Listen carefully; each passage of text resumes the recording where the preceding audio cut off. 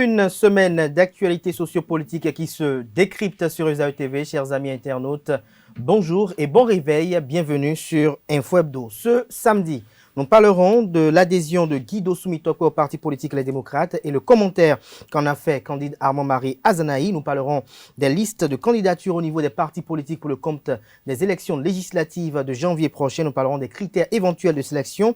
Nous parlerons également de la confection de la liste électorale informatisée provisoire, les inquiétudes des organisations de la société civile. Et en fin d'émission, si le temps nous le permet, nous essaierons de commenter un peu les différents incidents qui sont survenus au niveau du Centre national hospitalier universitaire Hubert Koutkour-Maga, CNHU HKM de Cotonou. Et pour en débattre ce samedi, j'ai avec moi en plateau Moïse Dosoumou. Il est chroniqueur politique. Il sera face à Georges Anagonou, socio-anthropologue, analyste politique. Et le troisième invité qu'on ne présente plus sur les plateaux d'émission de ESAE TV, François-Xavier Noumon. Il est également analyste politique et chroniqueur politique. Avant de retrouver les invités pour le décryptage, je vous invite à suivre cette capsule vidéo de l'ESAE qui présente les offres de réduction de scolarité pour la rentrée universitaire 2022-2023 sur les campus de Cotonou, notamment à Akpakpa et Bedjomede, dans la ville d'Abomey-Calavi et celle de Parakou.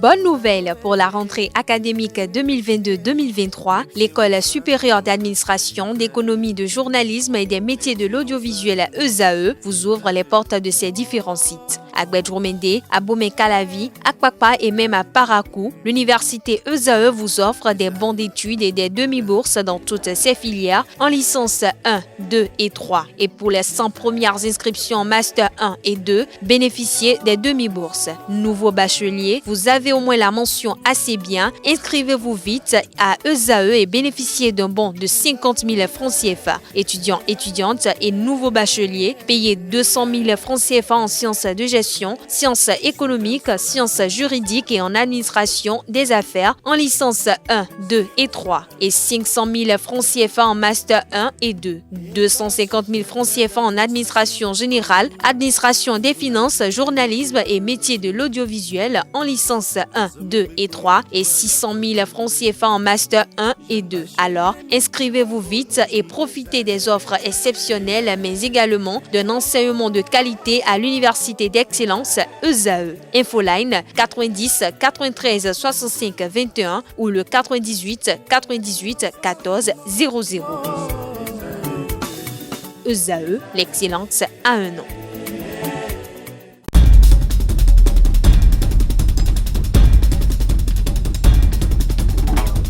Le décryptage, comme je l'annonçais à l'entame de cette émission, se fera avec vous, Moïse Dosoumou. Bonjour. Bonjour, Kandé. Merci d'être à nos côtés ce samedi. C'est un plaisir. Merci également à Georges Anagonou d'être là ce matin. Merci. Bonjour. Bonjour à François-Xavier. Bonjour Kader, bonjour. Moi, sur le plateau, on ne dit pas grand frère, on donne les noms des uns, c'est tout. Merci une fois encore d'être à nos côtés, de répondre toujours à l'appel. Moïse Dosoumou. Guido Soumitoko a adhéré au parti politique Les Démocrates. Était-ce une surprise pour vous après sa démission? Non, la surprise aurait été pour ma part qu'il adhère à l'un des partis de la mouvance présidentielle. Pour moi, je constate qu'il est resté fidèle justement à son trajectoire politique qui s'est lui-même fixé depuis quelques années. Je disais que j'aurais été surpris s'il adhérait à l'un des partis de la mouvance, tout simplement parce que après l'épisode de 2016, où son patron et lui ont quitté le chef de l'État pour se retrouver dans l'opposition, son discours a été stable et fixe. On ne l'a pas vu fluctuer. Donc il démissionne d'un parti qui est de l'aile dure de l'opposition et se retrouve un instant après au niveau de la mouvance présidentielle. Ce serait vraiment surprenant. C'est vraiment la surprise. Mais là, on constate qu'il est resté fidèle dans l'opposition, fidèle à ses idéaux. Donc pour moi, je ne dirais pas que c'est à son actif, mais plus ou moins... Il est resté constant. On dira qu'il est resté constant et la suite des événements nous dira vraiment s'il est sur la bonne trajectoire ou pas. Mais pour le moment, au moins, on sait qu'il est resté fidèle à lui-même. Georges Anagonou, est-ce que l'opinion est la même sur cette actualité? Ouais, je pense que ce qu'il faut dire, c'est exactement ce que tout le monde vient de dire. Mais effectivement, quand on est au Bénin, rien ne surprend en fait. D'accord. S'il allait suivre ce que nous avons l'habitude de voir sur la scène politique chez nous, il peut facilement se retrouver de l'autre côté. Il y en a plein, vous pouvez les citer, et ils sont opposants très durs hier et le lendemain. Et donc, ce qui est normal est devenu anormal. Et c'est ça qui a fait que le fait que Guy Mitokwe ait suivi sa trajectoire, comme il est en train de rester constant à lui-même et soit allé aux démocrates, peut-être certains vont dire non, on l'attendait à la mouvance parce qu'aujourd'hui, ce qui est à la mode, c'est qu'il faut aller à la mouvance.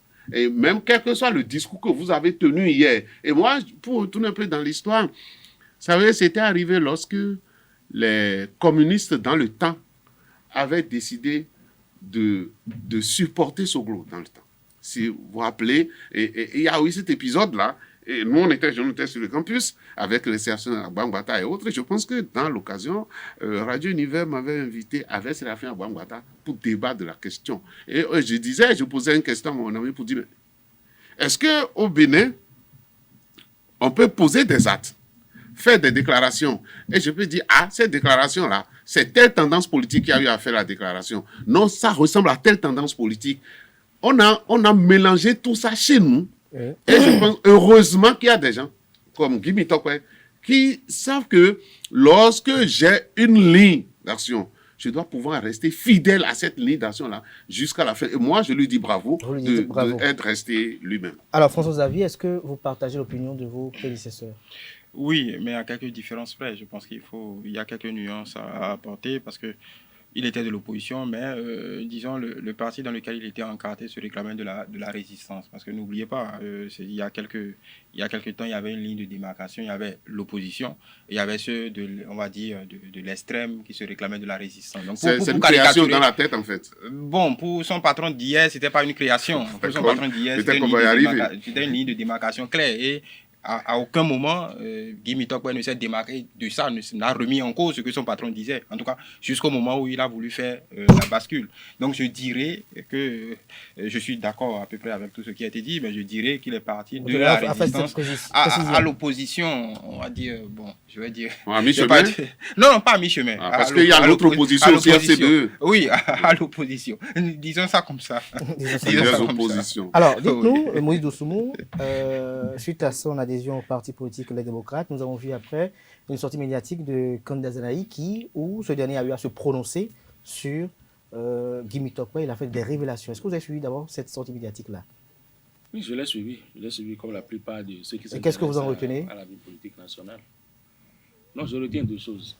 Quand Guy Mitokwe a démissionné du parti Restaurer l'Espoir, il a fait une sortie médiatique où, malgré son jeune âge, il s'est abstenu de tirer sur son ancien patron. Je ne dirais pas qu'il n'a dit que du bien de lui, mais il s'est attelé à faire en sorte que tout va bien entre les deux, qu'il a tiré le meilleur, qu'il a appris beaucoup de choses à ses côtés et qu'il est temps maintenant qu'il vole de ses propres ailes. À aucun moment je l'ai entendu dire du mal justement de son ancien patron. Mais à contrario, le patron qui est supposé être plus sage, parce que plus âgé, parce que plus expérimenté, pour moi est versé dans la petitesse. À sa place, je me serais tué tout simplement. Quelle que soit, disons, la colère qu'il peut y avoir vis-à-vis de Guy Mitokwe, je pense que quand on a cet âge-là... Vous avez noté de la colère dans ses propos? Pas seulement de la colère, même de l'amertume, de la douleur aussi. Quand on a cet âge, j'estime que quand on a cette expérience politique qu'il a, on devrait s'abstenir sur la place publique de dire certaines choses. Il a carrément manqué de sagesse. Et j'ai compris le fait qu'il a perdu son meilleur élément.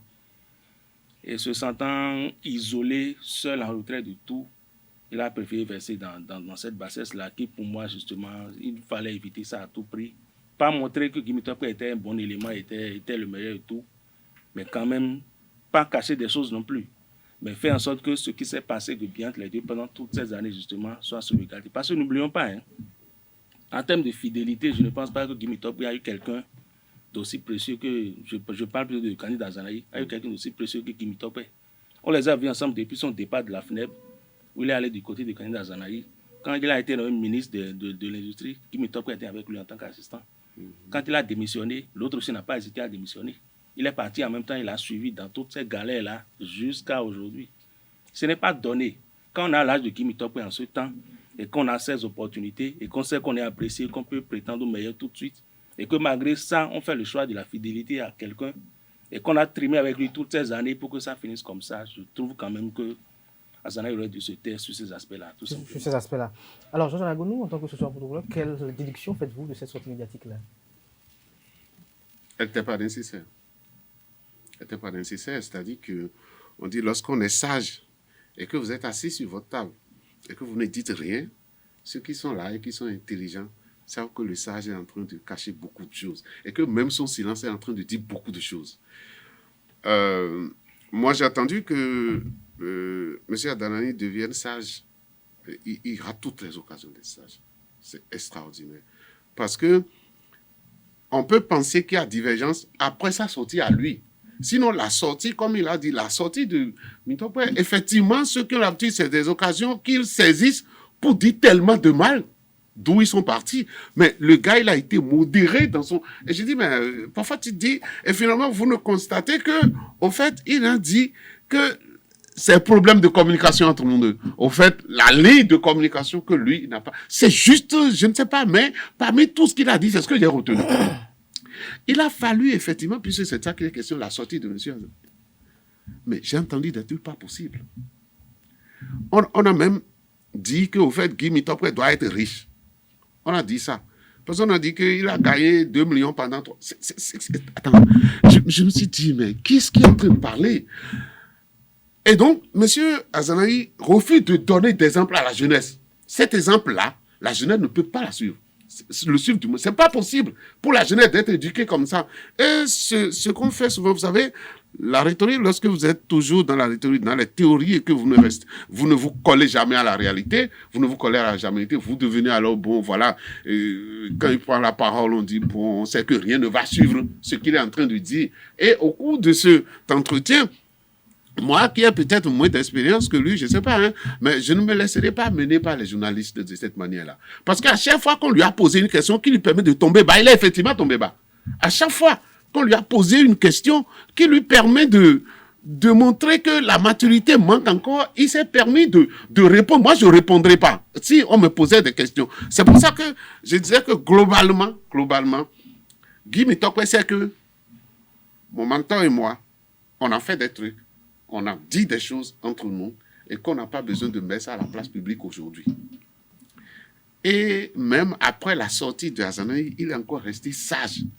Puisque, je ne sais pas, on lui a posé une question quelque part, il a dit il ne faut pas se laisser distraire. Je vois une réponse un peu... Mais au cours de cette sortie médiatique, il y a eu des révélations. Quelle révélation?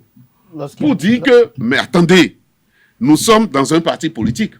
On peut faire des réflexions. Encore que c'est pour ça que j'ai aimé la position de Guy. Il n'est pas venu dire ce qu'il a dit, c'est faux, ce qu'il a dit, c'est vrai. Il n'a pas. Et c'est ça le comportement sage qu'il faut avoir. Parce que qu'est-ce qui fait aujourd'hui que les deux vont déballer à la place publique ce qu'ils ont construit? Il vient de rappeler leur histoire, ce qu'ils ont construit. La preuve, ce qu'il y a effectivement, comme il a dit, c'est que M. Azanaï a paniqué en fait. Il a paniqué, sauf si c'est encore une histoire de dupe qui l'amène devant le peuple. Mais moi, je pense qu'il a paniqué. Parce que, comme je disais, il y a eu des questions, on lui a permis, c'est tout. L'émission, pour moi, que les collègues ou bien les amis me pardonnent, c'est tout comme si c'est commandé, en fait. Venez me poser ces genres d'occasions pour puis dire ce que je pensais depuis. Merci. Et non, et ce qu'il a dit, puisque je l'ai toujours critiqué devant, sur votre plateau ici, cette histoire de laissez-moi, j'irai le chercher seul. Si je joue utile que je vais vous demander de venir, on ira chercher Talon. Mais la date, l'échéance est passée depuis. Talon n'a jamais été cherché. Et il a justifié pour dire, au fait, on ne lutte pas comme un dictateur tout seul. Mais il dit que les autres oppositions n'existent pas. Et la résistance, c'est quoi? Moi, je ne sais pas. Mais il n'a pas bien défini la résistance ce jour-là. Quelqu'un qui le prend aujourd'hui, est-ce qu'on dira qu'il est opposant à M. Talon ou il est avec M. Talon? Moi, je le cherche. Il est résistant. François Xavier, c'est la même question. Bon, écoutez, il parlait de place publique. Moi, je vais prendre une image. C'est comme dans les divorces. Il y a des divorces. Aucun divorce n'est heureux. Il y a des divorces courtois et des divorces orageux. La question, c'est de savoir comment les deux parties arrivent à surmonter l'épreuve. On a l'impression, dans ce schéma-là, qu'il y a l'un qui est plus fragile que l'autre. Et bon, comme Moïse l'a dit, on n'espérait pas la fragilité de ce côté-là. Cela dit... Comment je vais dire, moi ça ne me surprend pas beaucoup parce que c'est une opinion personnelle, ça n'a rien de... Moi je n'ai jamais considéré candidat Azanaï comme un fou comme une mastodonte de la politique béninoise. J'ai toujours considéré qu'il a fait beaucoup de bruit parce qu'en réalité quand on le ramène à la réalité des urnes, candidat Azanaï en son nom propre n'a jamais gagné de place dans ce pays. Pas une seule voix. Donc, j'ai jamais compris, depuis longtemps, j'ai jamais compris pourquoi on dit, ah oui, candidat Azanaï dit ici, candidat Azanaï, pour moi, il ne représente pas grand-chose, rien du tout. La seule voix qu'il a eue, c'est adossé à un autre parti d'opposition, à un autre parti politique dans ce contexte précis. Donc politiquement, pour moi, ce qu'il dit, ça fait longtemps qu'il le dit. Quand il a démissionné, je vais dire si, je vais annoncer si, je vais dire ce qui s'est passé. Jusqu'aujourd'hui, il n'a jamais rien dit. Et je suis d'accord avec Moïse. Le seul élément, on va dire, valable, vendable, marketable politiquement, c'est Guy Mitokwe. Parce qu'il est jeune, sa parole passe. Je vais dire, grosso modo, il n'est jamais dans l'excès. Il a une, on va dire, quand vous dites, en termes de marketing, quand vous dites Guy Dossou Mitokwe, vous savez le sérieux, vous savez voilà, compartimenter sa parole. Donc, je pense que politiquement, il a perdu quelque chose de très grand. Parce que entre vous et moi, si on dit aujourd'hui restaurer l'espoir à candidat Azanaï, si on prend le parti, bon, on ne connaît que les deux, pour être honnête.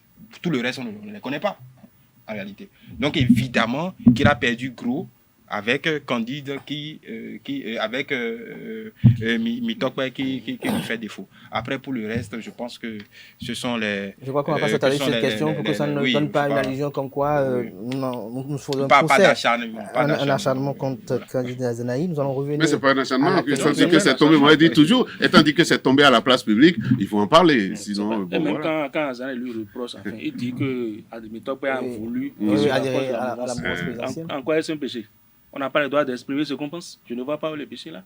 Le là, bien, à un moment donné, il a dit on laisse tomber Talon pour qu'il a combattu, pour aller dans l'opposition, dans la résistance. Autant il avait le droit de penser, de le faire, autant il a le droit de penser autrement. Donc je ne vois pas où est le péché, si tant est que ça a été dit. Parce que là également, il peut raconter tout n'importe quoi, sachant bien que l'autre ne va pas répliquer. Et sur ce point, je suis d'accord, c'est ce qui est problématique aussi avec candidat Azanaï. En révélant cela, en disant cela, que ce soit vrai ou pas, il rend service à qui, en réalité? À l'opposition, à la résistance dont il parle, mais à la mouvance. Il sait, c'est du pain béni pour la mouvance. Donc en réalité, on ne suit pas cet homme. Il va où en réalité? En disant cela, est-ce qu'il rend service à sa propre cause ou bien il sert du pain béni aux autres d'en face? Donc en réalité, c'est un personnage contradictoire qui, pour moi, il faut reconnaître aussi que venir nous dire que EUP, EBR, Espoir, Moël Béné, tout ça, qu'on l'a rejeté, qu'on a dit quand même. Guy Mitokwe, comme ils le disent, c'est quand même un produit vendable. Venir auprès des partis politiques, moi je pense que sur les partis, c'est bras ouverts qu'on devait le prendre. C'est parti de la mouvance, c'est qu'il a rejeté. Vous ne croyez pas que Mitokwe soit... Non. Bon, moi je ne crois pas exactement. Et une autre chose que je voudrais dire pour finir. Je le dis compte tenu de l'âge de M. Candide Azanaï. Il sait que... Et c'est vrai, je pense, je ne sais pas, c'est le président Yaïbouni qui disait le monsieur de Jonquet et tout ça. Et encore, ce quartier-là, vous allez constater qu'il y a des choses qui se font et ça ne se dit jamais dehors. C'est un quartier que nous aimons beaucoup. Mais seulement ça, il y a effectivement des situations qui sont... Non, je veux pas. C'est un quartier historique. Et donc, il y a des choses qui se passent dans des maisons dans ce quartier-là. Et ça ne sort jamais dehors. Et plus l'âge, il sait que ce qui se dit au couvent, ce qui a été dit au couvent, entre lui et Guy Mitokwe, que ça ne peut jamais se dire au dehors. De venir dire des trucs de ces gens-là pour dire est-ce qu'il m'a posé un problème, je n'ai pas... Non, le débat est bas à ce niveau-là. Donc voilà, cette sortie-là, comme c'était, je réitère pour dire que ce n'était pas utile. Nous n'allons pas trop nous attarder sur cette question d'actualité. Pour les rendre service, oui, n'attendons pas là-dessus. Voilà, merci. Alors, je me retourne vers vous, Moïse Doussoumou, pour aborder l'actualité liée aux élections législatives prochaines. Nous avons vu cette semaine des confrères titrer que c'est totalement le branle-bas au niveau des partis politiques de la mouvance présidentielle. Personne ne sait pratiquement à quel sein se vouer. Il y a beaucoup de candidats qui ont déposé des dossiers à la candidature. D'autres ne savent pas encore véritablement s'ils seront retenus pour les listes. Dites-nous, qu'est-ce qui peut expliquer tout ceci aujourd'hui? Très honnêtement, je ne m'en préoccupe pas. Ce n'est pas un souci. C'est leur problème à eux. Les partis de la mouvance sont très bien logés. Ils ont des dirigeants, ils ont des membres, ils ont des leaders, ils ont tout ce qu'il faut. Ils ont même les moyens. Ils ont le financement public. Pourquoi voulez-vous que je me préoccupe de qui sera positionné, qui ne le sera pas? Moi, j'ai d'autres soucis. Et c'est de l'opposition? Également, ils ont voulu aller aux élections. On les voit s'atteler. Bon, je leur souhaite vraiment d'y être. Parce que je ne vois pas encore pour l'instant ceux de l'opposition, notamment les démocrates, pour ne pas les nommer, prêts pour aller aux élections. Je les vois beaucoup plus encore jusqu'à ce moment-là, dans un peu de dilatoire, dans du bavardage et dans très peu de stratégie. Dans très peu de stratégie. Alors, Georges Lagonou, sur les élections législatives, au niveau de la mouvance de l'opposition, qu'est-ce que vous avez noté? Non, au fait, il y en a qui devaient se réveiller. Quand vous êtes pauvre, vous vous réveillez tôt pour avoir les bonnes places quand vous êtes pauvre. Parce que celui qui est riche, il peut même envoyer quelqu'un aller dormir là-bas et quand il va venir, il va prendre sa place. Ça, c'est les riches de sous les tropiques. Hein. Ou bien, non, heureusement qu'on est sous les tropiques. Oui, donc, ou bien arriver là-bas et s'acheter une place. Vous voyez ce que je veux dire? Et donc, ceux qui devaient se réveiller tôt, effectivement, ce sont les démocrates. Les démocrates. Et les élections, on n'a rien à apprendre à ceux-là. Se gagnent sur le terrain. Et ça se voit aussi à travers les agitations, les mouvements que vous avez sur le terrain. Et là, c'est là où je suis inquiet, effectivement, par rapport aux démocrates. Je ne sais pas si ou bien un travail se fait de façon sous-marine et puis qu'on ne voit pas. Je ne sais pas. Mais quand on ne vous voit pas... C'est ce qui travaille sur le terrain. Que non. La politique, la scène politique a besoin de l'agitation parfois. La scène politique a besoin... Cela serait dû à l'absence de Boliaï sur le territoire national. Pourquoi? C'est le président d'honneur.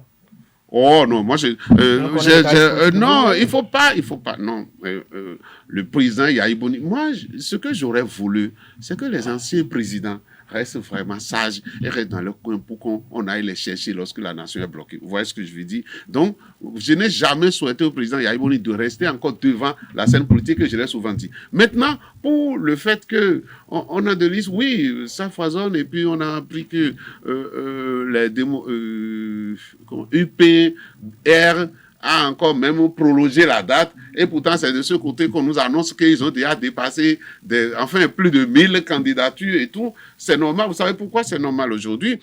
C'est normal aujourd'hui parce que si vous êtes même suppléant d'un candidat bien positionné, vous avez du salaire quand même. Je ne sais pas si vous comprenez ce que je veux dire. Moi, je ne sais, c'est dernièrement que j'ai appris que ceux qui sont suppléants des députés qui sont là, le député lui-même, c'est lui qui est élu. Il a un salaire. Mais il paraît que son suppléant aussi a un salaire. A une partie de son salaire. Ah, du salaire de son chef. Oui, parce que l'Assemblée nationale va sortir un salaire, pour un suppléant. Mais pas un double salaire. C'est une partie du salaire du député. Mais qui lui donne ça? Qui donne ça au suppléant? Ça, je ne sais pas. Parce que, cette question s'était posée, je me rappelle, à l'occasion de cette rencontre entre le chef de l'État et les partis, les syndicats. C'est là où Kassa Manko avait posé le problème. Le chef de l'État avait brossé la question, mais il n'est pas allé dans les détails. Il disait en réalité que les partis ont consenti à ce que une partie des salaires des titulaires soit versée aux suppléants. Maintenant, le mécanisme, je ne sais pas. Parce que quand vous recevez le salaire, il y a la composition du salaire et puis il y a que ça doit être déclaré au niveau de l'OBSS et tout. Exactement. Je ne vois pas, comment on fait. Voilà, tu vois, on peut peut-être dire, finalement, en réalité, c'est ce député qui nous coûte tant. Oui. Mais son suppléant aussi est pris en charge et le suppléant aussi doit avoir droit à sa fiche de paye. Oui. Vous voyez ce que je veux dire? Donc, mais je disais que compenser un peu dans le temps, et les suppléants, quand vous êtes allé, que c'est l'autre qui est élu, tu es suppléant, tu te calmes. D'accord? En ce moment, ça ne pourrait pas bousculer. Mais aujourd'hui, le titulaire a son salaire fixe. Le suppléant aussi a un salaire fixe. À partir de ce moment-là, vous voulez que qui reste derrière et ne dépose pas de dossier? On va déposer. Moi, j'ai entendu des candidats parler quelque part hier. Parce qu'on a dit l'histoire de quitus fiscal. C'est-à-dire, quand tu déposes, que c'est UPR qui a exigé ça maintenant, ou bien, je ne sais pas si c'est BR aussi, quand vous déposez votre dossier déjà à la candidature, c'est pas quand vous êtes candidature, vous déposez le dossier au niveau de votre parti politique pour être candidat, c'est que ça doit comporter en même temps quitus fiscal. Alors que quitus fiscal, il y en a, quelqu'un me disait hier, moi, on m'a redressé jusqu'à 8 millions. Vous voyez ce que je veux dire? Je paye les 8 millions. Mais je ne suis pas sûr que mon parti va retenir ma candidature. Vous voyez ce que je veux dire? Donc, c'est ces choses-là qui ont commencé par freiner les gens. Un peu. Sinon, si c'est l'autre chose, l'intérêt y est. Même si je suis candidat, je suis suppléant d'un bon monsieur, j'aurai un salaire de 400 000. Qui refuse de gagner 1 million? Quels seront les critères de sélection? Bon, ça c'est au chef de parti, au parti. Ça, c'est politique interne, leurs critères, disons, il peut y avoir, en tout cas ça c'est à la discrétion de chaque formation politique. Des formations politiques. Moi, l'affluence, pour moi, c'est tout à fait normal. N'oubliez pas aussi que c'est un l'UP le renouveau, parce qu'ils n'aiment pas trop quand on dit UPR, c'est leur parti, c'est l'UP le renouveau. UPR, c'est pas ça. Il y a beaucoup de... parce qu'il a resté UPR dans le temps. Oui, il a resté UPR dans le temps. C'est parce qu'il y a beaucoup de composants de ces ensembles. Le PRD s'est fondu dans ce parti. Donc, il y a des... On va dire, dans des circonscriptions, des appétences qui sont grandes. Donc, justement, comment se fera le dispatching pour ne pas créer des frustrations des partis d'autres? Bon, il y aura toujours des frustrations. Ça, c'est normal. C'est inhérent à la politique. Il y aura toujours des frustrations. Maintenant, les responsables de ces partis, en tout état de cause, c'est de leur responsabilité de faire en sorte qu'il y ait le moins de frustration possible. En tout cas, pas de frustration qui puisse, disons, entacher quelque peu la politique du parti, la campagne et la finalité des élections. Donc, pour moi, ce nombre, de toute façon, ils vont les apurer et on verra les frustrés, on les saura parce que certains vont parler, d'autres non, ainsi de suite. C'est comme d'habitude. Aujourd'hui, c'est beaucoup plus préoccupant parce que ce sont de grands ensembles. Il y a, en tout cas pour l'UP, tout le monde est témoin, ils ont engrangé ces derniers temps. Déjà avec le PRD, c'est un gros morceau, au moins sur l'OME, le plateau et tout ça. Donc évidemment qu'il y a de l'engouement. Non, pas, est-ce que c'est de l'engouement? Il y aura des disputes. Le PRD naturellement voudra reprendre ses positions naturelles qu'ils ont confortées au communal 2020, ne serait-ce que si ce n'était pas les 10%, ils avaient la main sur toute cette partie. Donc évidemment, en tout cas intuitivement, je me dis qu'ils vont vouloir reprendre leur strapotin. C'est d'ailleurs là l'intérêt de l'adhésion. Habituel. Maintenant, pour le reste, je pense que on va attendre de voir comment les choses vont se passer. Alors, mais pour moi, c'est de bonne guerre. Juste, je m'excuse pour le quitus fiscal. Je pense que si aujourd'hui, il y a certains... parce que la DGI a quand même essayé de communiquer là-dessus. Aujourd'hui, je pense que c'était la responsabilité de l'état-major des partis politiques de porter ces quitus fiscales-là au niveau de la DGI. C'est au niveau de l'état-major. Ce n'est plus individuel. C'est ça, parce que c'est quand dans un premier temps, la DGI avait laissé cette possibilité. Vous pouvez déposer directement comme on a l'habitude de le faire, mais après il y a eu un communiqué du directeur de la DGI, avertissant les formations politiques que ce sera réglé maintenant au niveau, je pense, pour caricaturer, je pense que ce sont les états-majors des partis qui collectent et qui vont s'assurer de... Donc le dossier de candidature à la candidature n'a plus besoin de comporter le quitus fiscal alors. Bon, ça c'est à eux. Mais on a diffusé sur nos antennes que ce sont les partis politiques, ce sont les états-majors. Il faudra que l'information soit partagée. Aujourd'hui, la grosse inquiétude des uns des autres, c'est est-ce que l'opposition, notamment les démocrates, participera à ces élections législatives-là? C'est le souhait. Et je pense que à la décharge du gouvernement, je ne pense pas que cette fois-ci qu'on assiste encore à un schéma d'exclusion, je ne pense pas. On ne peut pas répondre les mêmes erreurs, les mêmes scénarios plusieurs fois. Mais moi, mon inquiétude se trouve même au niveau des démocrates. Est-ce qu'ils sont prêts eux-mêmes? Vous voyez, je parlais de la stratégie tantôt. Moi, je ne les vois pas du tout. Je ne parle même pas encore de sortir, de faire du bruit. Mais on ne sent pas encore qu'on a un parti ordonné. Il y a une tournée qui a été effectuée en temps. Oui, mais on a vu tout ça, mais... Quand vous voyez ce que vous avez Est-ce que vous pensez qu'ils ne sont pas si performants avec le retrait de Boniaï? Déjà, depuis la création de ce parti, moi, je n'ai pas perçu de la stratégie. J'ai vu beaucoup de bruit, beaucoup de dénonciations, mais en termes de stratégie pour la conquête du pouvoir, pour le repositionnement, je n'ai encore rien vu. Je ne vois pour le moins que du bavardage. Et plus les élections approchent, nous sommes pratiquement à 2 mois de l'élection. Mais je ne sens pas encore ce parti. La preuve, les autres ont lancé le processus pour avoir les candidatures. Qu'en est-il au sein des démocrates jusqu'à présent? Il n'y a encore rien. Ce processus n'est même pas encore lancé. Alors qu'il faut le lancer, que ceux qui veulent se manifestent, qu'ils étudient les dossiers, qu'ils fassent tout et qu'ils aillent déposer. Mais c'est beaucoup de choses à faire. Et je ne les vois pas vraiment dans ce schéma. L'autre chose, c'est la question du financement. Est-ce que financièrement, ils sont prêts pour aller aux élections? Vous voyez, ils ont initié un certain téléthon là, avec le vieux Adjibi, on demande d'envoyer 100 francs, 200. Ce n'est pas avec ça, ces montants-là qu'on va aux élections. On sait comment ça se passe chez nous. Ce n'est pas en prenant 100 francs, 200 chez chaque militant, même s'ils ont des milliers de militants. Vous allez donner? Je ne suis pas membre du parti, donc pourquoi je vais donner? Donc je ne sais pas en mobilisant ces sommes. Téléthon, ce n'est pas les membres du parti, de souvent entendre quand même. Je ne suis ni membre de ces partis, je suis journaliste. C'est le journaliste qui parle, je suis membre affilié à aucune organisation politique. Et ça ne m'intéresse en rien. Donc, je ne vois pas ce parti-là qui, pour le moment, disons, est plus ou moins sur la ligne droite de l'opposition, qui peut aspirer légitimement à être le représentant de l'opposition. Je ne vois pas ce parti prêt pour les élections.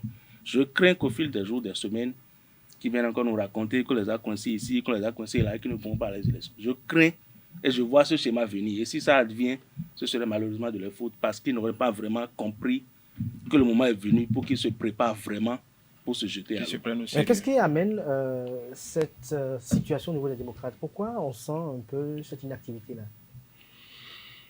Vous savez, le système partisan a amené quelque chose. C'est une question de financement, c'est une question de lead. Oui, attendez, j'y viens. La réforme partisane a amené quelque chose, c'est qu'on puisse financer les partis qui sont représentatifs. D'accord? Et même ces partis-là sont des partis qui sont en même temps des représentants dans l'appareil de l'État. D'accord? Ils ont les ministres, ils ont tout. Et en même temps, le Trésor public leur donne un fonds. Ils ont alors les moyens de s'agiter sur le terrain, de faire tous les mouvements possibles. Et c'est là où il faut savoir que les démocrates sont dans une situation difficile, en fait. Ce qu'ils vont pouvoir faire, c'est effectivement, c'est là où on va dans les repas, c'est parler beaucoup. Il faut beaucoup parler. Il faut beaucoup s'agiter pour qu'on puisse les voir aussi. Parce que de l'autre côté, les gens, ils ont les moyens nécessaires qu'il faut pour faire la campagne.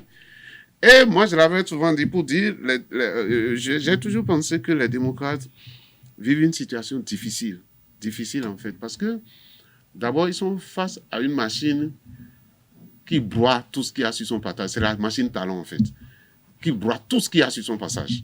Cette machine-là ne vous laisse pas de place si vous-même, vous ne vous levez pas. Je parle sur le terrain démocratique. Je ne parle pas on a fêté le loi. Non, sur le terrain même d'agissement, sur le terrain même de la recherche à la conquête du pouvoir. Parce que si c'est fait à dessein, c'est que c'est fait à dessein, comme on venait de le dire. Quels sont les partis qui ont le plus gros moyen? Les plus gros moyens, c'est encore les partis au chef de l'État. Mais qui sont ceux qui ont... Il n'est pas un parti du chef de l'État, puisqu'il est de l'opposition. Non, mais ce n'est pas gros moyen. Quand tu prends les trois ensemble, c'est SCB qui prend le moins. Mais il a quand même quelque chose. Oui, non, je viens, c'est proportionnellement. Vous savez, dans d'autres pays, c'est aussi le nombre de voix, par exemple, que vous avez obtenu. En termes de masse, combien ont voté, par exemple. Mais il semble que Ici, on a choisi le nombre d'élus. Le nombre d'élus. Et quand vous n'avez pas d'élus, et vous savez que les démocrates n'ont pas d'élus du tout. Et donc, où est-ce qu'ils vont trouver les moyens? Et vous savez que dans notre pays aussi, tout le monde cherche à aller vers la mouvance. Ils ne sont pas nombreux à rester dans l'opposition dont on est en train de parler. Donc, c'est déjà un peu étriqué, la situation à ce niveau-là. La démocrate. C'est pourquoi, volontiers, moi, je ne sais pas où il faut payer Téléthon, mais j'irai payer. J'irai payer parce que j'ai envie que la démocratie soit vivante dans notre pays. J'espère que vous allez nous montrer le récépissé de votre paiement. Non, mais non, le problème est là, c'est ce qu'on a demandé à Dossoumo. J'ai demandé à Dossoumo. Parce que même si vous donnez ça, c'est Téléthon. Non, c'est Téléthon. Même si vous donnez 100 francs, vous l'avez déjà donné. Vous voyez ce que je veux dire? Et c'est pourquoi j'ai dit, moi, j'aime bien cette animation démocratique qui existe dans notre pays lorsque les élections s'approchent. Si les démocrates ne trouvent pas les moyens, on ne va pas assister à ce dont on est en train de parler.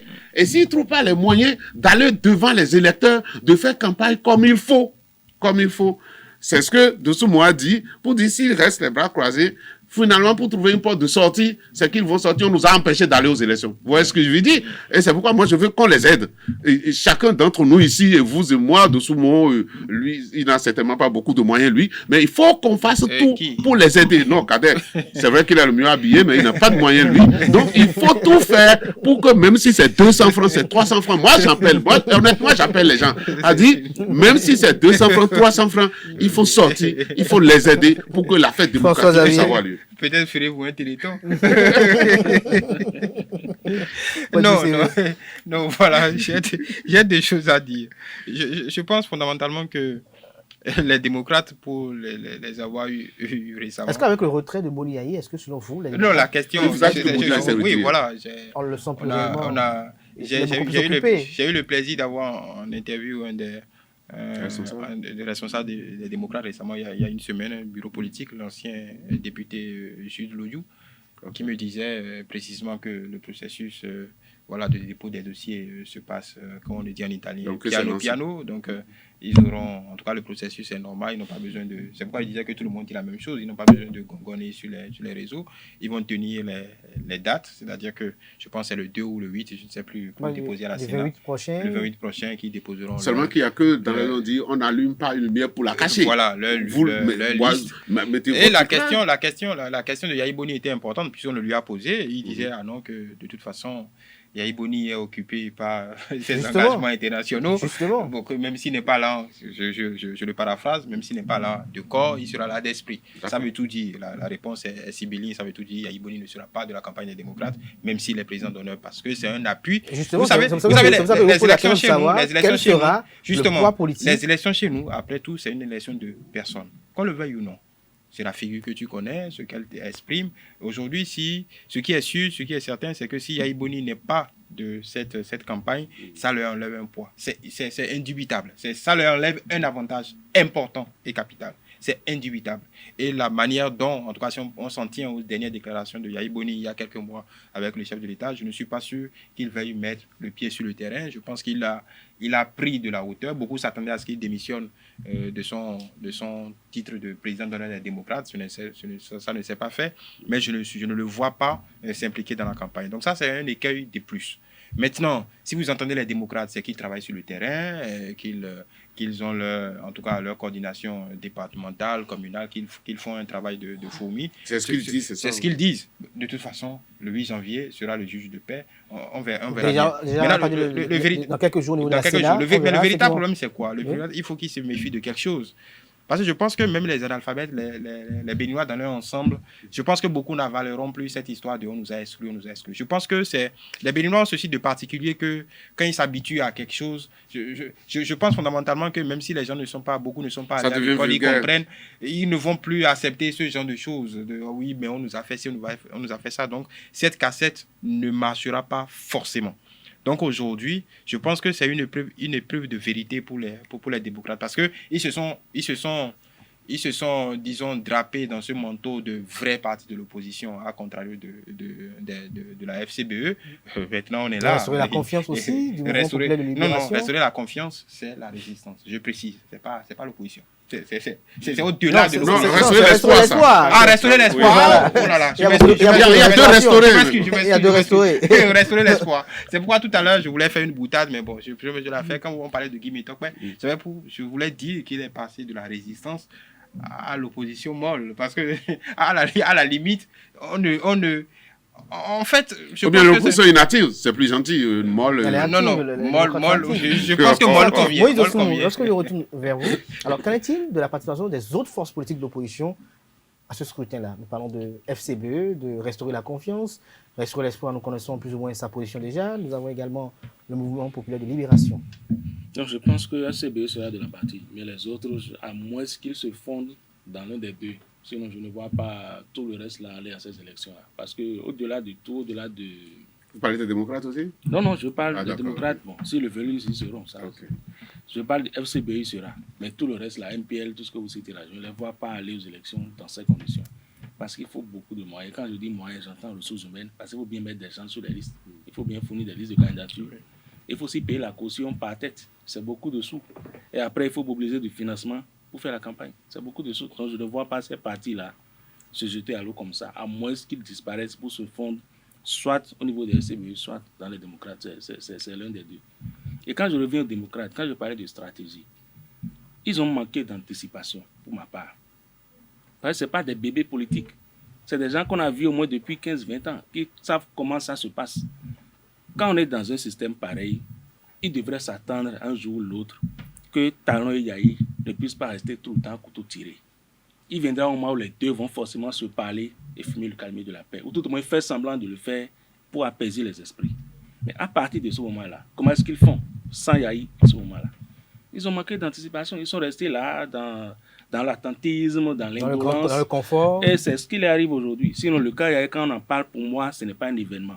On devrait pouvoir anticiper sur ça. Et faire, parce qu'on connaît également le spécimen Yahi.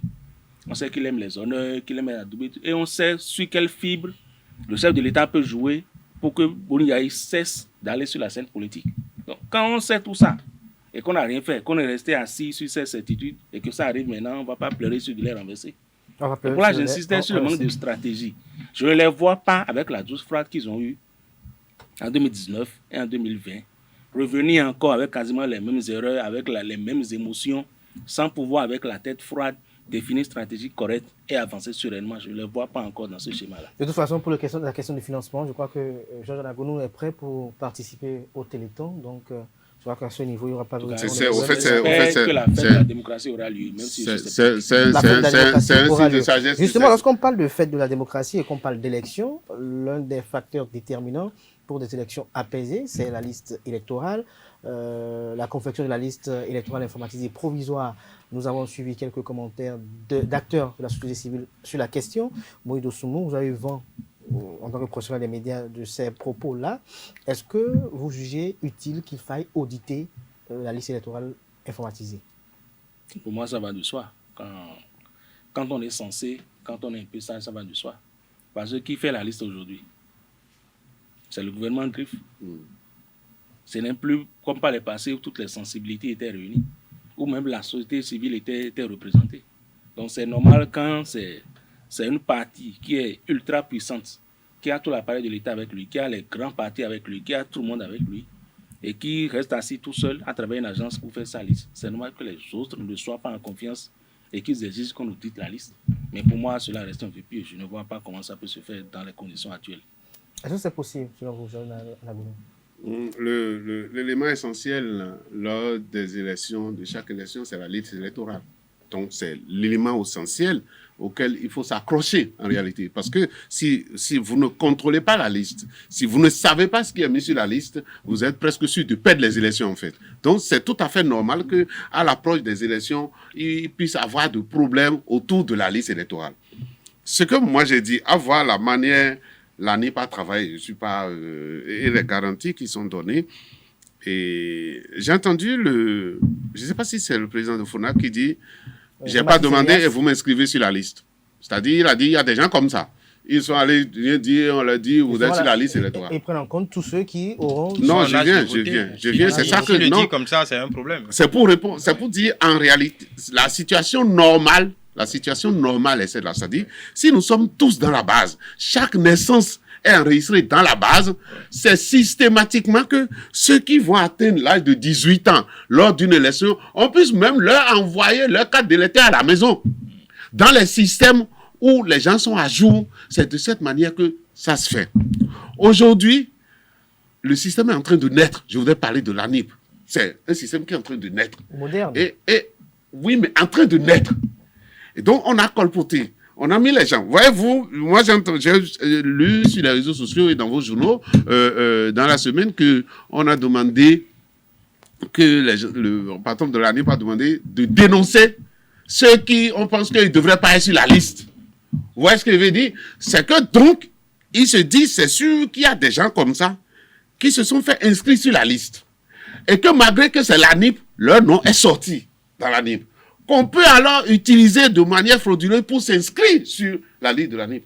Et comme Doucement vient de le dire, il faut le reconnaître. Qui est-ce qui est en train de faire la liste?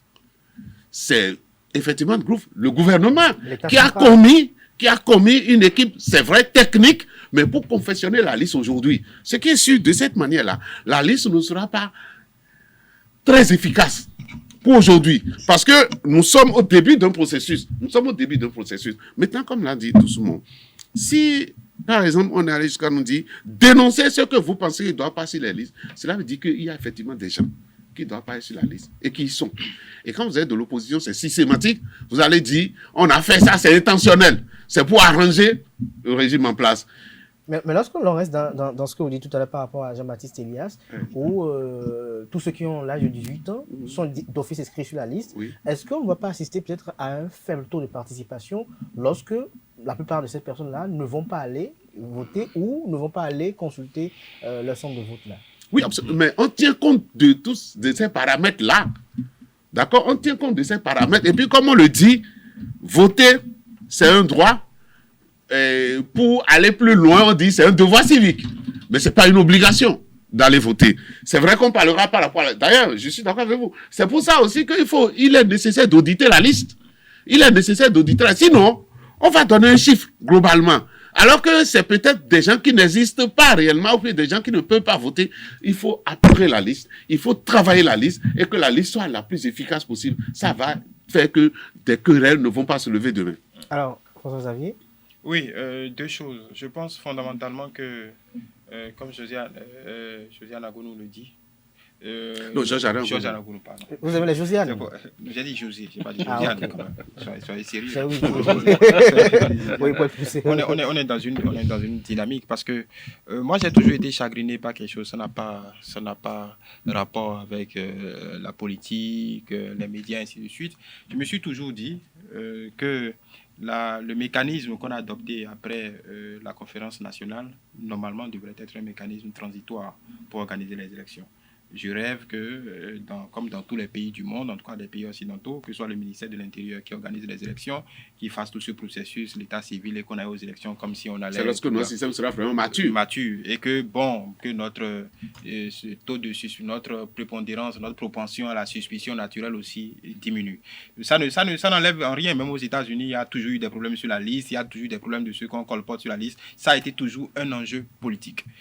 Secondo, je voudrais faire remarquer que en temps normal, dans le dispositif qui est là, et personne ne le dit, dans le dispositif qui est là, en temps normal, le chef de file de l'opposition est représenté, normalement, dans le conseil électoral. Donc, il a un droit de regard sur tout ce qui se fait, comme la Sénat a un droit de regard sur ce que fait l'ANIP.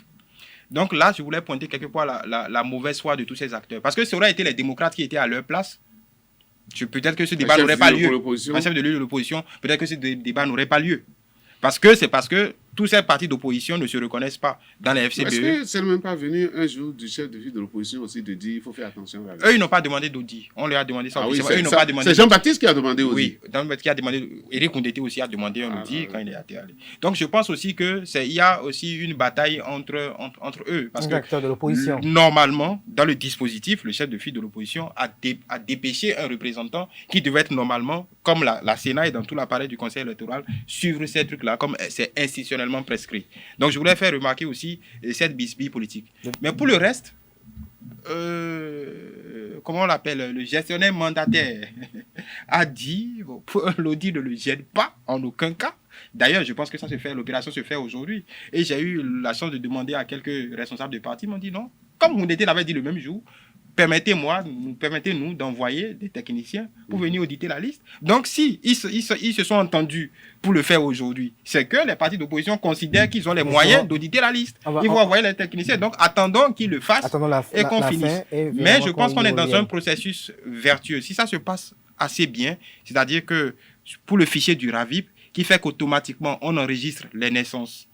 Et si le contrôle pour les actes de décès, puisque maintenant c'est 1 semaine pour déclarer le décès, si tout cela est contrôlé, qu'on pourrait épurer la liste automatiquement, que ce soit quelque chose de mécanique dans les prochaines années, pour qu'on n'ait pas à chaque fois revenir sur ces écueils-là. De toute façon, il y aura toujours des écueils. Mais le but dans ce processus, c'est de les minimiser au maximum. Donc je pense que... voir aussi, est-ce que l'ambition de l'ANIP, c'est pas trop grand de pouvoir dire c'est moi qui sors la liste électorale. Dans les pays qui nous entourent, personne n'a... C'est vrai que ce serait une très bonne chose si le Bénin en arrive là et que les autres vont venir copier ça. Mais est-ce que c'est pas trop ambitieux? Non, déjà, il faut dire que effectivement, et ça c'est pas la parole politique d'ici, effectivement, même la Côte d'Ivoire, le Sénégal, beaucoup sont déjà là depuis quelques mois qui viennent régulièrement consulter ce qui se fait ici. Parce que techniquement, peut-être que ça prend moins de... On est plus optimisé financièrement. La plus grosse opération a été pour le RAVIP. Ça, c'était la plus grosse opération qui demandait beaucoup d'argent. Et l'autre opération qui est importante pour la confection de cette liste, c'est de pouvoir permettre la démocratisation de l'acte civil. parce que ça permet de faire rentrer, de conforter, d'épurer la base au fur et à mesure, parce que les Béninois, parce que le plus important pour ce type d'opération, c'est tous ceux qui sont dans les zones en griffe qu'on appelle zones blanches, dans les zones rurales, ceux qui n'ont pas accès de suite au service de l'état civil, de pouvoir leur permettre d'avoir accès à un tout de toute façon, mais évidemment, c'est un couteau à double tranchant. Nous allons donc continuer de suivre cette actualité. Peut-être la semaine prochaine, au regard des nouveaux éléments, nous aurons à y revenir au cours du débat. Je voudrais quand même dire que ce serait bien que pour l'animation et pour l'intérêt pour ces élections-là, que Yaïboni participe à la campagne. Parce que Yaïboni sorti à Parakou, vous savez ce que ça veut dire. Et beaucoup avaient peur sur le terrain. Donc, qu'il n'aille pas aujourd'hui, ça va faire du pain béni pour les autres. Moi, je souhaite vivement qu'il participe. Je crois bien qu'il est très bien occupé. Il doit sauver les Guinéens. Donc, le colonel Doumbouya a besoin de lui pour apaiser les tensions. Donc, il reste à Guinée. Ouais, donc, on lui a trouvé pour le peuple frère. Non, moi, je ne crois pas qu'on a trouvé quelque chose pour l'occuper. Je crois que l'ancien président Boniaï, quand même, a des choses à faire valoir. Ouais, c'est ça. Non, je ne suis pas d'accord avec vous. De dire on a trouvé que... Non, si vous apportez de l'eau au moulin des gens qui disent on a trouvé quelque chose pour l'occuper. Merci à vous, Georges Anagonu. Moïse Ousmou, cette semaine, il y a également cet incident au niveau du CNHU qui a également fait parler de lui encore cette semaine également. Dans l'actualité au Tchad, nous allons très rapidement y dire un mot avant de clore ce débat. Au CNHU, vous avez suivi un peu le tollé qu'a engendré le décès de 4 patients au niveau du CNHU. Dites-nous, est-ce que de mémoire de journaliste, c'est une première que de tels incidents surviennent au niveau du CNHU? Nous sommes un motif chez nous. Tous les jours, les gens meurent au CNHU pour ces causes-là, même pour d'autres causes, pour des erreurs médicales, pour la négligence, pour plein de choses. À toutes les fois, il m'arrive d'aller là-bas visiter un proche ou un parent malade, mais on voit toujours des corps défiler pour aller vers la morgue. Ça, c'est le quotidien de cette maison. Donc, que des 4 personnes meurent des suites d'une interruption de l'électricité, c'est la normale, c'est la chose normale au CNHU. Mais j'ai été surpris après quand même de voir qu'il y a une faute sans responsabilité, tout au moins responsabilité morale. La justice fait son travail. Ce n'est même pas une question de justice, c'est d'abord une question d'honneur, une question d'éthique.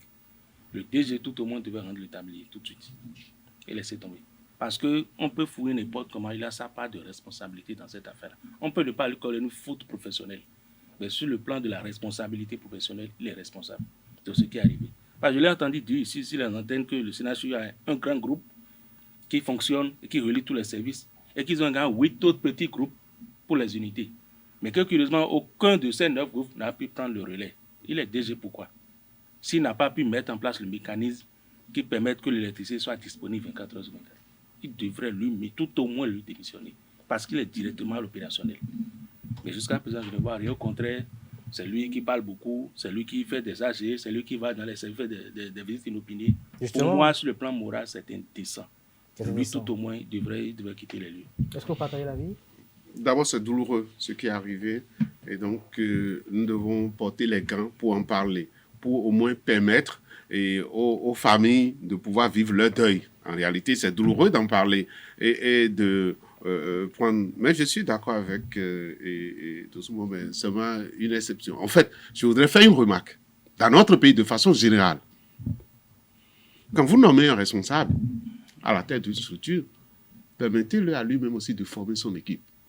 En ce moment, il est entièrement responsable de ce qui va découler. Vous n'êtes pas sans savoir qu'il y a des structures aussi, il y a des structures dans notre pays où même le collaborateur ne respecte pas le directeur. Vous savez pourquoi? Parce que le directeur, quelqu'un l'a envoyé, et le collaborateur aussi, l'adjoint aussi, c'est quelqu'un qui l'a envoyé. Et donc, non. Justement. Il faut qu'on puisse permettre, progressivement, comme on demande d'autres avancées dans notre société, qu'on puisse permettre que ce qui se passe dans un ministère, qu'on sache que le ministre, il est vraiment le patron, et que c'est lui qui a nommé, c'est lui, ses collaborateurs qui les a nommés, et qui nous répond de tout cela. Vous voyez ce que je veux dire? Si c'est le cas du directeur de CNHU, comme le dit, c'est l'ordre normal des choses. Donc moi, j'ai été choqué quand on a dit, il a fait une descente, il a appelé l'Assemblée générale. Parce que si peut-être vous allez lui poser la question, il va vous dire, mais celui qui s'occupe du groupe, c'est pas moi qui l'ai nommé, hein, c'est quelqu'un d'autre qui l'a amené. Et donc, le rapport qui devait être existant entre eux n'est pas un rapport normal.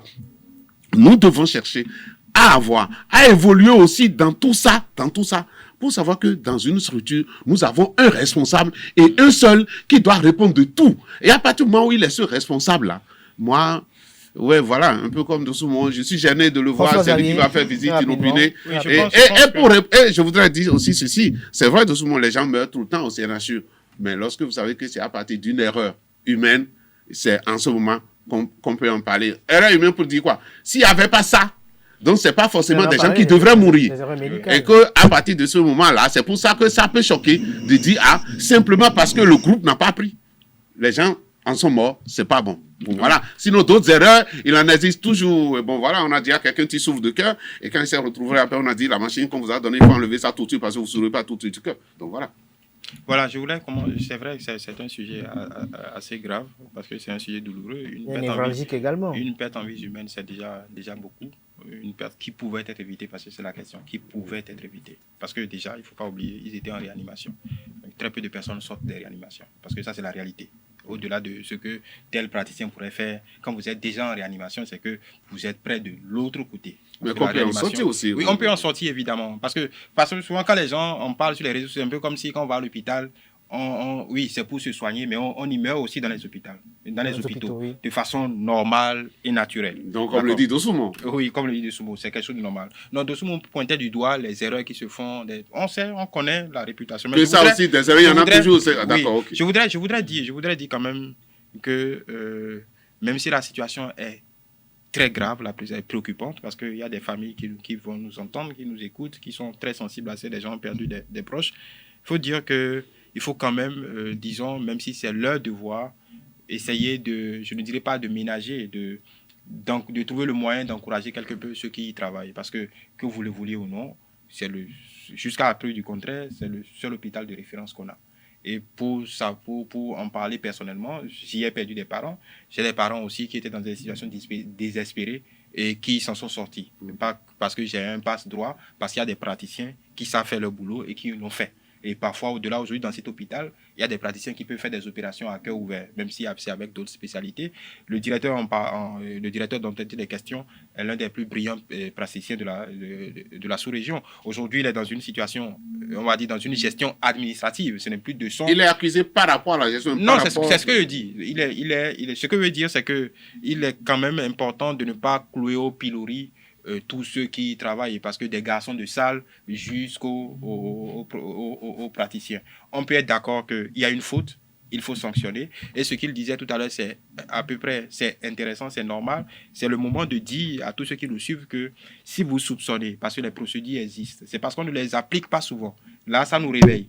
Si vous soupçonnez que votre parent, celui que vous avez amené au CNHU, a été victime de ce que vous considérez comme une erreur médicale, il y a les procédures pour porter plainte et tout ça. Alors, quand bien même, c'est une autre charge financière, parce qu'il faut faire des autopsies, c'est toute une procédure. Donc, il faut savoir que le citoyen n'est pas si démuni, il a des voies de recours, quand bien même, ça demande d'autres implications financières. Ce que je veux dire, c'est que il faut situer les responsabilités. J'aurais voulu également, le directeur du CNHU a une responsabilité morale, mais entre nous, c'est vrai que je comprends ce qu'il dit. Il est responsable de cette maison, mais en même temps, ce n'est pas lui qui vient surveiller les groupes électrogènes pour voir s'ils travaillent. Si les groupes électrogènes ne travaillent pas, c'est sa responsabilité morale, comme vous dites. Mais il y a des gens qui sont mandatés pour faire le boulot. Indépendamment de qui les nomme ou qui ne les nomme pas. Je pense que ça, ce n'est pas là le sujet. Il est responsable de la structure, et là, il a deux structures à gérer. Parce qu'il a un temps où il ne faut pas oublier, il y a eu l'hôpital d'instruction des armées qui est passé sous sa gestion. Donc, c'est deux structures avec des fonctionnements différents, pourvu que l'ARS, l'autorité de régulation, situe les responsabilités. Mais c'est vrai que dans d'autres pays, évidemment, on souhaite que ça arrive spontanément chez nous, ne serait-ce que pour la responsabilité morale que certains... Merci à vous, François Xavier. Très rapidement, nous sommes déjà à la fin de cet entretien, de cette émission, j'allais dire. Moïse Dossoumo, le Tchad cristallise les opinions depuis quelques heures. Des manifestations violentes ont coûté la vie à des dizaines de personnes. Nous avons l'opposition, la mouvance qui se rejette la responsabilité de part et d'autre. Dites-nous, qu'est-ce que vous retenez? C'est malheureux qu'un de nos confrères a été fauché par les balles hier alors qu'il était en position de reportage sur le terrain. C'est vraiment malheureux que... Au Tchad? Au Tchad, oui. Ah bon? Que ce genre de choses arrivent. C'est un confrère tchadien, il n'est pas d'ici. D'accord. C'est malheureux que ça arrive. Mais quand les peuples sont exaspérés, c'est ce que ça donne. quand on a l'impression que c'est une caste qui s'accapare de la richesse nationale et que les autres sont dans la galère pendant des décennies, c'est normal qu'à un moment donné, que les autres veuillent exprimer leur frustration. Et malheureusement, c'est ce à quoi on aboutit. Quand vous connaissez tout au moins N'Djamena, vous n'êtes pas surpris de voir ce qui s'est passé hier. Parce que c'est un peu comme si le pays était divisé en deux. Il y a les riches, les vrais riches, une petite portion, et la grande masse qui vit dans la pauvreté. Donc quand on voit que la richesse nationale est accaparée par 2, 3, 4, 5 personnes, mais c'est normal qu'à un moment donné, et qu'on voit que la mort de Déby a semblé donner de l'espoir pour qu'en fait les choses changent, et qu'on voit que encore c'est la même dynastie qui continue comme si de rien n'était. C'est normal qu'on aboutisse à ça. Pour moi, ça, ce n'est pas surprenant. Pour vous, ce n'est pas un événement? Je ne dis pas que ce n'est pas un événement, mais ce n'est pas surprenant que les ressentiments accumulés pendant toutes ces années s'expriment de la sorte. Maintenant, est-ce que ça va aboutir à quelque chose? C'est la question que je me pose. Jean Abounou, très rapidement sur le sujet. Non, face à ces choses-là, on ne peut que souhaiter quelque chose, c'est qu'il faut que l'Afrique se réveille réellement. Parce que moi, hier, je disais, il y a une personnalité, il y a au moins une responsabilité morale de ce qui se passe au Tchad. C'est que quelqu'un a enlevé le fils, le père a mis le fils. Ce n'est pas la première fois que ça se passe. Et que ce n'est pas vraiment ce que le peuple veut. Est-ce qu'on ne peut pas appeler la responsabilité de cette personne, si c'est même morale aujourd'hui, qu'on ait pu faire en sorte que, comme il parlait de dynastie en quelque sorte, qu'ils disent père parte et ils disent fils, c'est ça, qui prend. Ça fuse en réalité. Et que ce que j'ai compris, on avait déjà fixé la fin de la transition. Je pense que c'était hier là. C'était hier là. Il y a quelques jours. Il y a quelques jours. Et qu'on ait entendu la fin. Vous voyez ce que ne poussez pas le peuple dans ces derniers retranchements. Parce qu'on a attendu la fin de ce qu'on a appelé transition pour maintenant revenir se faire réinvestir et nommer un premier ministre pour dire vous allez encore attendre. À partir de ce moment-là, et il faut le dire, c'est pas qu'on a le truc là de la violence, mais il y a certains peuples sociologiquement, quand regardez souvent les pays sahéliens, quand les gens veulent réagir, ils réagissent réellement et ils ont même pas peur des fusils. J'ai appris, quelqu'un me disait hier qu'une dame elle est à la maison et son fils est sorti. Quand il est sorti, il a été abattu. Et la dame est sortie pour rejoindre son fils. Et elle s'est mise en tenue naturelle. Elle dit, venez me tuer. Si vous avez tué mon enfant comme ça, venez me tuer dans ce sens-là. Et puis, pareil qu'elle aussi, elle a été abattue. Quand des choses comme ça se passent sur le terrain, attendez que l'Afrique, je voudrais que l'Afrique se réveille. Mais pas un réveil militaire quand même, parce que ça n'a pas toujours arrangé les choses. Oui, moi, je ne parle pas souvent de l'Afrique parce que les réalités sont très complexes. Le Tchad, c'est comme il a dit, c'est pas étonnant. Le Tchad est l'un des pays où les liens tribaux et les liens ethniques sont les plus exacerbés. Il y a eu ce folklore de dialogue national où, très précisément, quand je regarde ce qui s'est passé, c'est des aménagements entre tribus. C'est aussi simple que ça. Toute la force militaire dont on parlait de Déby est assise sur une fidélité, une loyauté tribale. C'est exactement ce qui se passe. Ils se sont entendus pour perpétuer le règne des Déby au pouvoir. Vous avez vu que le Premier ministre, c'est un opposant, non, des tribus alliées, c'est pas de la même tribu, mais des tribus alliées. En réalité, ce qui s'est passé, ils ont essayé de faire la plus grande, une sorte de coalition contre, vous savez, le groupe rebelle qui a amené à cette mort inexpliquée de Déby. Le FARC n'était pas au dialogue national. Ils n'étaient pas là. Donc, inévitablement, ce qui s'est passé sur ces 30, 40, 50 dernières années, c'est un pari, écrivez-le, ça va se repasser. Il y aura encore des déstabilisations tribaux. Et encore une fois, les mirages français viendront sauver les Déby, comme ça a été fait pendant ces 30 dernières années. Parce qu'on parle du Tchad, non, le Tchad a fait ci, les militaires tchadiens ont fait ça. On oublie souvent que Déby est resté tout ce temps au pouvoir. Parce qu'à chaque fois, les mirages français et les forces spéciales françaises sont venus le sauver, même quand les rebelles étaient aux portes de son palais. Donc c'est exactement la même chose qui va se passer. Parce que a priori, le Qatar, les alliés de la région, et c'est avec la complicité aussi des pays de l'Afrique centrale, que ce soit le Congo, tout le monde, parce que les autres pays aussi, ce qui se passe, que les Déby restent au pouvoir, ça les arrange quelque peu, parce que le Congo de Sassou Nguesso ne veut pas de déstabilisation dans la sous-région. Biya, n'en parlons pas, il ne veut pas de déstabilisation à sa frontière. Après, s'ils peuvent gérer ça avec la Libye, c'est leur problème. Libye, Centrafrique, c'est leur souci. Donc ça se gère comme ça à la pépère et puis on verra bien. Ils savent qu'ils ont la force militaire, ils vont essayer de repousser. Quand ils sont dépassés, les amis français viendront les sauver. C'est exactement ce qui va se passer. Merci et ce n'est que le début. Ça va se répéter et le Tchad ressemble au Tchad sur ces 40 dernières années. On verra. Parce que si les opposants les plus radicaux rallient la BAC, qu'est-ce que vous attendez? Voilà. Merci à vous, François-Xavier, pour ce commentaire. Merci également à Moïse Dossoumo pour ces échanges très intéressants. Merci également à Georges Anagono pour cet entretien, pour ses opinions. Merci également à vous, chers amis internautes, pour l'attention. Merci pour la fidélité accordée à ce programme télé sur Usaï TV. Merci à vous. On se retrouve demain dimanche pour l'inviter. Jusque-là, portez-vous bien et bonne suite de programme sur Usaï TV.